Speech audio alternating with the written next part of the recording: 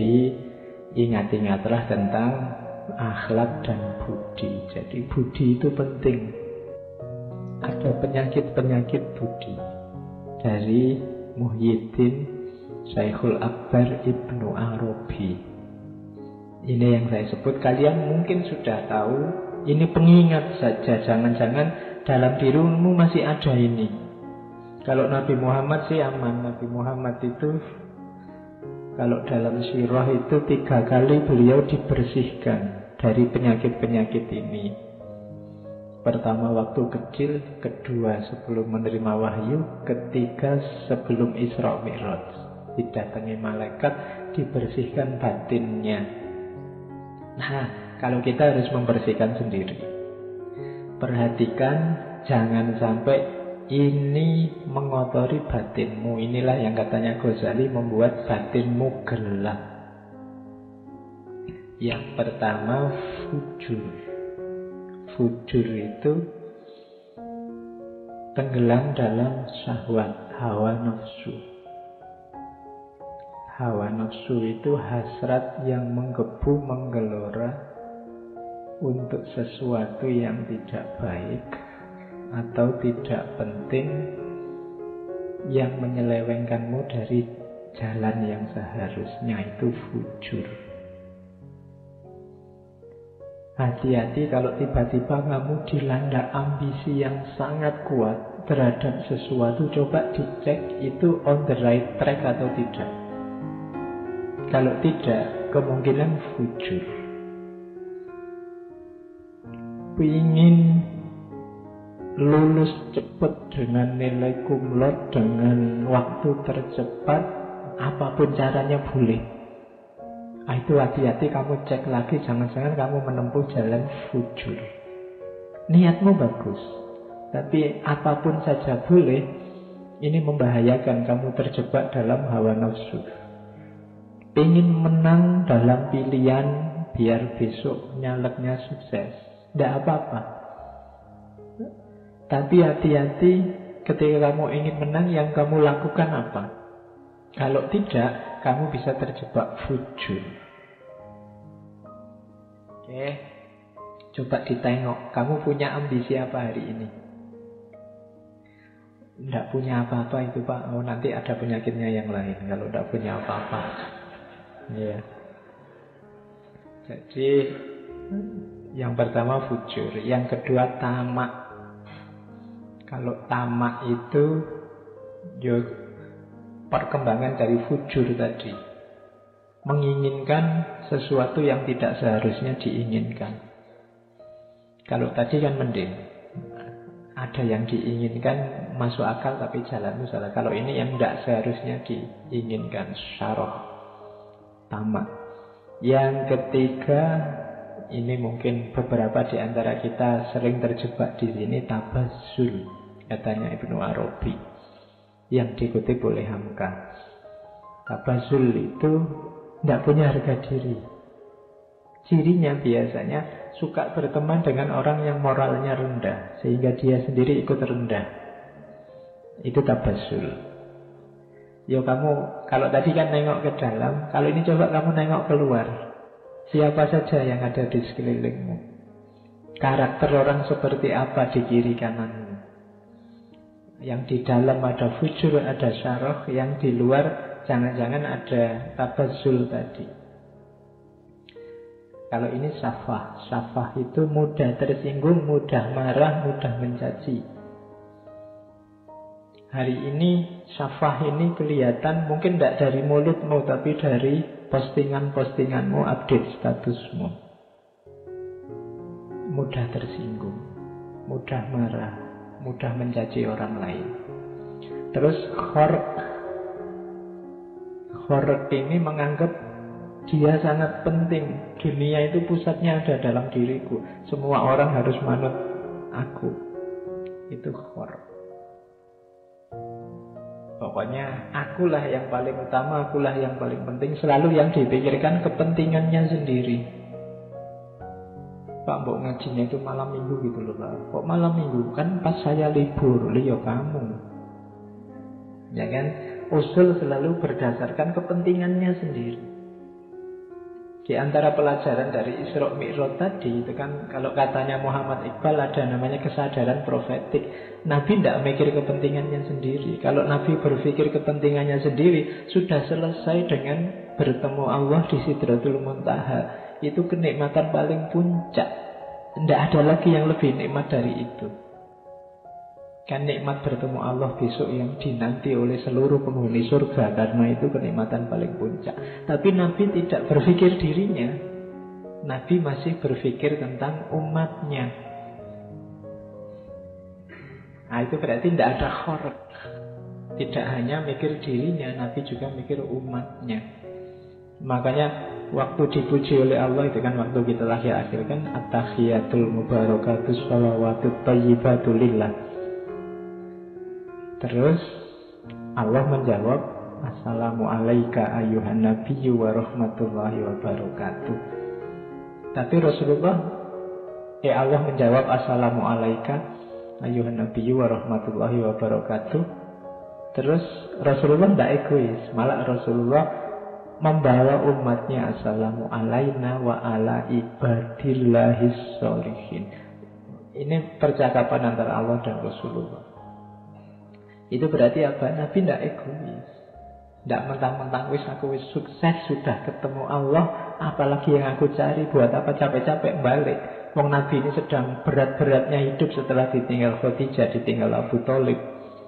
Dakwah sendiri dilempari batu. Ujiannya luar biasa. Bahkan ada riwayat yang mengatakan ujian paling ringan saat itu yang dihadapi oleh Rasulullah adalah satu ketika beliau keluar dari rumah, dicegat oleh orang Quraisy, terus kepalanya ditaburi pasir. Itu dianggap ujian paling ringan. Saya tidak tahu kalau kalian keluar rumah dicegat orang, kepalamu ditaburi pasir, itu mungkin celuritnya keluar. Tapi kalau Rasulullah tidak. Bahkan waktu dilempari batu di Taif itu, malaikatnya aja sampai tidak kuat. Katanya malaikat, Rasulullah, kalau kamu mau bumi Taif saat ini juga aku balik. Jadi hancur semua Taif, orangnya masuk liang lahat semua. Tapi jawabannya Rasulullah, ya janganlah. Katanya Rasulullah, mereka itu begitu karena tidak tahu. Makanya Nabi malah mendoakan, Allahumma hdi qaumi fa innahum la ya'lamun. Ya Allah, beri hidayah kaumku, mereka itu tidak tahu. Jangan disiksa, orang tidak tahu kok. Nah, itu Rasulullah mikir umatnya, tidak khorek. Kan hari ini banyak orang yang difikirkan dirinya sendiri, terus tidak qasawah, tidak benci dan dendam. Ini juga yang kita susah. Kita biasanya suka sekali memelihara kebencian. Kalau sudah benci sama orang, kapanpun dan dimanapun dibawa kemana-mana. Wong kita memelihara kucing aja ditinggal di rumah, tapi memelihara kebencian kemana-mana kita bawa. Mbok yuk ditinggal sekali-sekali. Tapi kebencian dan dendam ini kita bawa terus. Itu qasawah. Apa sih untungnya kamu membawa kemana-mana benci dan dendam itu? Tidak ada untungnya selain kamu sendiri yang berat. Wong yang kamu benci itu tidak tahu kamu serepot itu membawa-bawa dirinya kemana-mana. Jangan-jangan yang kamu benci sedang senang-senang. Kamu sumpek terus dalam hatimu. Jadi kamu sibuk sendiri, sumpek sendiri, KO-KO sendiri. Tidak, jangan kau sawah. Terus qadar. Qadar itu memungkiri janji, mengkhianati ampunan. Kalau qadar itu sudah dimaafkan, berkhianat lagi. Ini penyakit budi yang agak parah. Tadinya salah dimaafkan, tadinya keliru dimaklumi, balik lagi. Itu budi yang cacat. Janganlah ya, kalau sudah dimaafkan ya, kalau bisa jangan diulang. Terus khianat, kalau ini kita paham, menyalahi amanat. Membuka rahasia juga termasuk akhlak tercela. Hati-hati. Sekarang hari ini orang itu tidak hanya membuka rahasianya orang lain, tapi dengan sukacita membuka rahasianya sendiri. Kalau tidak percaya, mau tontonan postingannya teman-temanmu itu. Mau sekedar makan di angkringan aja diposting, cekrek. Terus menu siang ini. Kan kamu gitu selalu. Itu bongkar rahasianya dewe. Kadang-kadang mau kemana itu mesti. Oke, jangan ya eman-eman. Hidup itu jadi menarik ketika ada misteri-misteri. Kalau terbuka 100% itu tidak enak. Kalian yang punya pasangan, perhatikan rumus ini. Loh iya, kalau kamu sedang masih ada misterinya, masih ngejar-ngejar, itu kan masih, wah ini tidak tahu aku, dia itu senang bener sama aku apa enggak. Itu kan kamu masih penasaran. Tapi begitu diterima, selesai, tidak menarik lagi, sudah selesai. Jadi biarkan dirimu ada misteri-misterinya dikit gitu loh. Jangan terlalu diobral. Jadi itu rumusnya. Jangan langsung diiyani kalau dikejar. Rada dikasih PHP dikit-dikit tidak apa-apa. Biar penasaran ngejar-ngejar. Meskipun besok sudah jadi, usahakan masih ada yang dikejar-kejar, ada yang misteri. Bahkan agama itu menarik sampai hari ini. Itu karena masih banyak misterinya. Kamu kan masih penasaran kira-kira surga besok itu ada benar apa enggak, neraka ada benar apa enggak. Bahkan kamu penasaran yang bunuh diri jadi teroris itu ketemu bidadari benar apa enggak. Itu kan misteri-misteri. Itu yang sampai hari ini orang masih. Kalau terbongkar semua misterinya itu bisa gawat. Besok orang, kalau surga cuma kayak gitu, tak bikin sendiri surga sekarang, bisa begitu. Tapi justru agama itu membuat kita terikat karena banyak misterinya. Oke, jadi jangan mudah membongkar rahasia dirimu sendiri atau rahasianya orang lain. Takabur ini pasti. Biangnya semua kerendahan budi itu kesombongan. Kemudian khobas, niat jahat, niat saja kalau bisa jangan. Awas kok, hati-hati. Tidak usah begitu. Itu sudah niat jahat. Lihat saja 3 tahun yang akan datang. Tidak usah pakai begitu. Tidak usah dilihat 3 tahun. Sekarang aja yang enak-enak, ayo bareng-bareng. Khobas namanya. Tidak usah niat jelek. Bahil juga jangan. Juben, pengecut, jangan. Pengecut itu tidak berani ngambil resiko. Hasad, ini kita sudah tahu. Jelek hatinya. Ingin orang lain susah.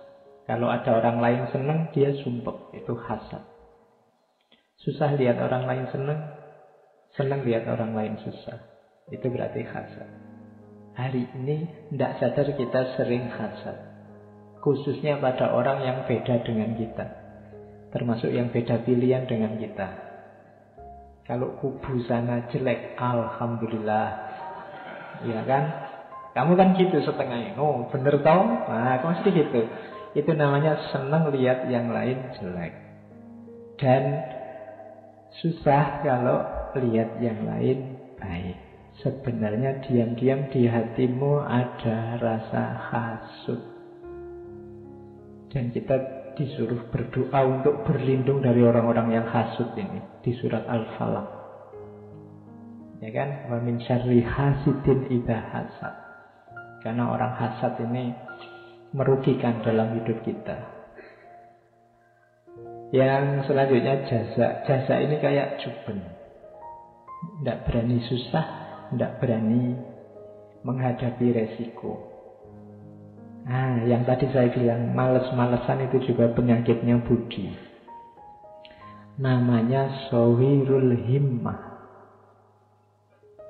Keinginanmu apa? Cita-citamu apa? Tidak tahu Pak, saya mengalir saja.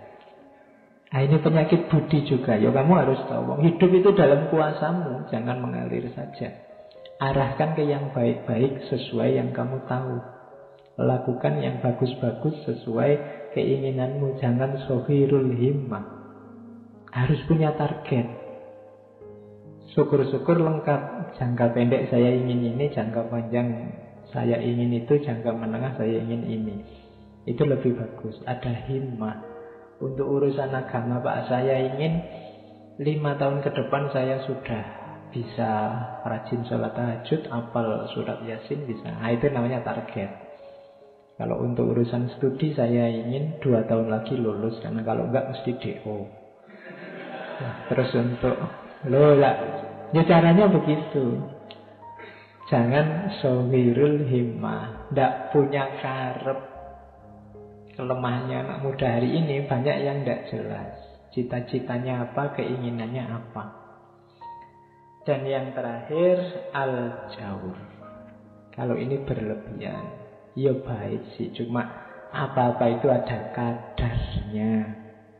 Harus tahu takarannya. Jangan over. Semua yang over itu jelek. Termasuk kebaikan. Ada beberapa kebaikan yang kalau over ya jelek. Islam itu suka keseimbangan. Nabi Muhammad itu mengkritisi kalau ada sahabatnya yang sholat terus, ibadah terus, itu dimarahi sama Nabi. Yo sholat, yo istrimu diopeni, yo kerja. Jadi imbang antara dunia akhirat. Keseimbangan ini menunjukkan bahwa kita jangan berlebihan. Akhirat ya, dunia ya. Oke, jadi ini penyakit-penyakit budi menurut Ibnu Arabi yang dikutip oleh Hamka. Jadi cara paling gampang untuk belajar budi ya cari penyakitnya. Yang tidak ada ini berarti insya Allah masih tergolong baik. Kan gitu. Oke, terus. Nah, ini nasihat juga dari Hamka. Cara mengenali kekurangan diri. Kan sering saya suruh, mbok yo kita muhasabah. Ayo kita cek hidup kita. Tapi ini kan tidak gampang. Kamu mungkin minat, tapi susah Pak. Caranya gimana? Nah, Hamka ngasih beberapa tips dalam lembaga budi. Saya ini punya penyakit diri saya apa saja sih Pak? Mungkin kamu sendiri tidak tahu karena kamu terlibat terus dalam dirimu. Setiap kali saya ngomong tadi kejelekan-kejelekan budi, yang ada di pikiranmu selalu orang lain. Bukan dirimu. Karena susah memang mendeteksi kelemahan diri sendiri. Selalu orang lain. Selalu kamu ngomong, oh itu kubu sana, banyak yang gitu Pak. Tadi saya ngomong hasud itu kan mesti dalam pikiranmu, iya Pak, yang kubu sana yang bukan pilihanku itu sini hasud semua. Yang kubu sini juga begitu. Begitu dia ngomong, wah banyak sekali menyebarkan hoax. Oh, iya Pak, kubu sana, selalu kubu sana. Tidak pernah kamu cermati dirimu sendiri karena memang kamu terlibat terus dengan dirimu. Kalau terlibat terus kan memang susah introspeksi. Maka Hamka ngasih beberapa tips. Yang pertama katanya Hamka, ada jalan mudah. Cari guru yang wawasannya luas dan memang mengerti tentang akhlak, tentang cacat-cacat yang tersembunyi. Jadi cari guru yang bisa dipercaya. Ini lebih mudah. Dalam dunia tasawuf itu, dunia tarekat itu bahkan seorang murid kalau ingin diperbaiki oleh gurunya, pasrah saja 100% pada gurumu. Kadang-kadang gurunya menyuruh aneh-aneh. Kita tidak paham karena ini kok disuruh gini toh ya, tujuannya apa. Tapi gurumu lebih ngerti. Kalau di tarekat disuruh pasrah saja, guru lebih tahu perkembangan mentalmu, perkembangan rohanimu. Kadang-kadang saya beberapa kali mengalami datangnya pakai kendaraan sama guru tarekat ini. Sudah kamu pulangnya jalan kaki aja, padahal itu mungkin puluhan kilo. Itu kan kelihatan tidak masuk akal, apa sih gunanya ini. Tapi ada gunanya pasti. Mungkin untuk membunuh egomu, membunuh ketergantunganmu pada dunia, macam-macam. Gurumu yang mengerti.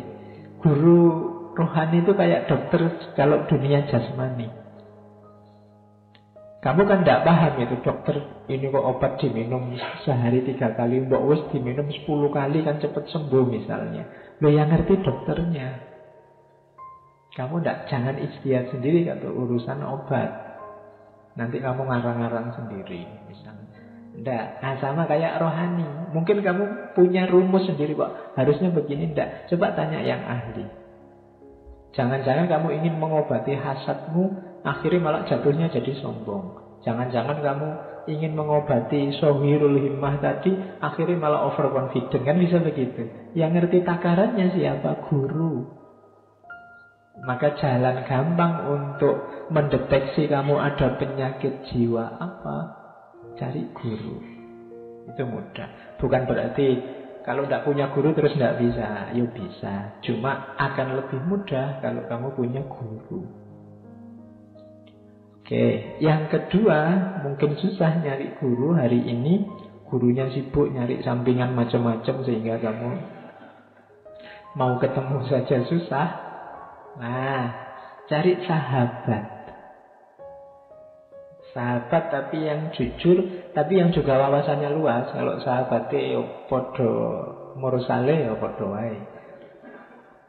Nanti kamu minta, "Bu, aku dinasehati biar penyakit jiwaku hilang." Oh, nasehati gimana? Aku juga penyakit jiwaku. Iya, podo wae. Ya silahkan bertangis-tangisan dalam cari sahabat yang wawasannya luas. Jadi kalau ada teman kok kelihatannya ini lebih mantap, lebih stabil menguasai mentalitas rohaninya, kamu dekati, jadikan sahabat. Siapa tahu membantu perkembangan rohanimu. Misalnya ada teman, aku suka loh temanku ini jujur sekali, dekati dia, belajar kejujuran dari dia, mungkin bisa mengobati penyakit khianatmu. Temanku ini tulus sekali ya, kamu dekati saja jadi teman, mungkin bisa ngasih tips padamu gimana biar kamu tidak hasut. Caranya begitu. Cari sahabat, cari teman yang berpandangan luas sesuai kebutuhanmu. Yaitu kalau kalimatnya enggak, juga yang beragama, serius sama agamanya. Biasanya lebih mudah dipercaya. Sahabat tidak punya, guru tidak punya. Ada tips lagi. Dengarkan musuhmu. Ini agak unik. Musuh itu biasanya yang bisa cepat menemukan jelekmu di mana. Iya, musuh itu kan selalu nyari jelekmu ada di mana. Oh, berarti gampang. Kalau kamu ingin, saya itu jeleknya di mana, kok tidak tahu, cari musuhmu. Aku itu salah apa padamu? Nah, dengarkan jawabannya. Ya. Oh, berarti salahku di situ. Nah, diperbaiki. Emangnya kamu ku buat sakit apa? Terus dia jawab kan meskipun sambil maki-maki. Dengarkan saja. Oh iya, berarti aku lemah di situ. Itu cara lain sebenarnya. Jadi cari musuh. Yo, meskipun kalau merasa tidak punya musuh, ya jangan bikin-bikin musuh. Nanti kamu tidak punya musuh, nanti bikin-bikin musuh. Nggak. Kalau kebetulan ada orang yang tidak suka sama kamu, yang benci sama kamu, ayo. Kamu manfaatkan kebenciannya untuk kebaikanmu. Nah, kan enak ini kan. Selama ini kan kebencian kamu lawan dengan kebencian, sehingga yang kamu dapat hanya rasa dendam tadi. Nah, sekarang ada orang benci sama kamu, biarkan dia ngomong banyak. Maki-makilah aku, bongkarlah semua kejelekanku, silahkan aku tunggu. Alhamdulillah aku bisa muhasabah, tidak capek-capek. Oh, berarti kelemahanku selama ini itu. Oh, berarti orang sakit hati kalau saya kayak gini tuh. Itu kan muhasabah namanya. Kamu sendirian tidak ngerti. Makanya kalau kamu punya akun medsos, ada orang maki-maki, ada orang benci, loh, alhamdulillah ada orang ngasih pelajaran gratis. Ah, berarti kelemahanku di situ. Ini belajar ini aku. Oke, jadi ambil faedah dari musuh. Terus yang keempat, ya belajar dari pengalaman orang lain. Ini membaca realitas. Oh, seperti itu ya jeleknya hasut itu. Berarti aku jangan begitu. Oh, seperti itu ya rusaknya kalau orang saling membenci itu, berarti aku jangan begitu. Nah, itu cara mengenali kekurangan diri. Jangan masuk ke lubang yang sama yang sudah dimasuki orang lain dan celaka. Kenapa kita bolak-balik mengulang kesalahan yang sama? Karena kita tidak belajar. Pak, yang dilarang kan kita melakukan kesalahan yang sama. Kalau kesalahan orang kan tidak, sama saja. Jadi kalau meskipun itu orang lain yang celaka, ya kamu jangan ngulang itu. Kan saya belum, Pak. Kan dia yang celaka, ya tidak begitu. Kan yang disebut rugi itu kan orang yang mengulang kesalahan yang sama. Ini kan saya baru kesalahan pertama, Pak. Ya tidak begitu. Kalau orang lain salah dan celaka dengan itu, masa kamu juga mau ikut celaka? Jadi belajar. Sangat banyak pelajaran sebenarnya kalau kita membuka mata, buka telinga. Hanya saja mungkin kita tidak peka, atau tadi batin kita agak gelap sehingga tidak bisa membaca lebih jernih pengalaman-pengalamannya orang lain. Jadi ada 4 jalan kalau ingin meningkatkan kualitas hidup kita, mengenali kekurangan kita.